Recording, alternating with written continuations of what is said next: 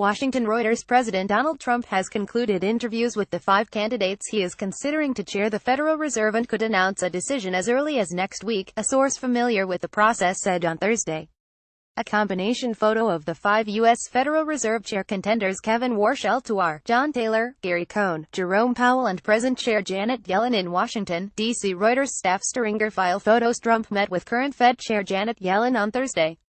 That meeting went well, the source said, adding that Trump had not made up his mind one way or the other about his list. "I don't think he's leaning yet," the source said. Other contenders to lead the U.S. Central Bank are top Trump economic advisor Gary Cohn, Fed Board Governor Jerome Powell, former Fed Governor Kevin Warsh and Stanford University economics professor John Taylor. Powell, who is viewed as representing a continuation of Yellen's gradualist approach to raising interest rates, along with Warsh, are seen as the top contenders.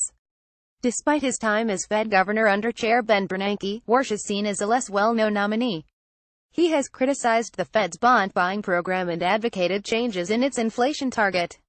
U.S. Treasury yields briefly renewed their drop late Thursday after Politico reported that Trump was leaning toward nominating Powell for the job. Trump leaves on November 3 for a tour of Asia and is expected to announce his choice before that trip. The president told reporters on Tuesday that he likes all 5 candidates. "He'll make a decision over the next fairly short period of time," Trump said.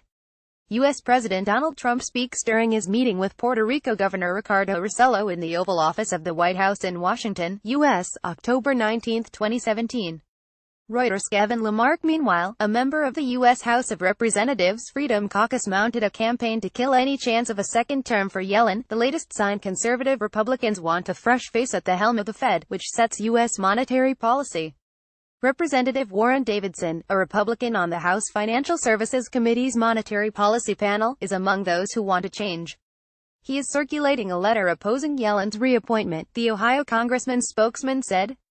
Davidson is very passionate about this process, the spokesman said, adding that the lawmaker is particularly concerned about the impact Fed policy has had on the ability of small firms to raise operating funds.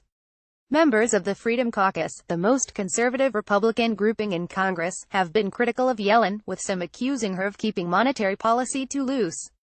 Key members of the House Financial Services Committee also have backed ideas proposed by contenders to replace Yellen. Taylor's research, for example, figured prominently in a House-passed bill requiring the Fed to explain its actions through a strict set of rules.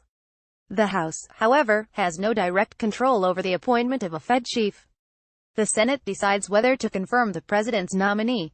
Trump has criticized Yellen in the past and vowed to drain the swamp in Washington by naming new people to top jobs and embracing different ideas. But his economic agenda could benefit from the steady economic conditions fostered by Yellen's Fed. Khan's chances of getting the job were thought to have dimmed after he publicly criticized the president's response to a white supremacist rally in Virginia. But the top White House economic advisor, who is helping to lead the administration's push for tax reform, has since gotten back into Trump's good graces. Additional reporting by Howard Schneider. Editing by Paul Simo and James Dalglish. Or Standards. The Thomson Reuters Trust Principles.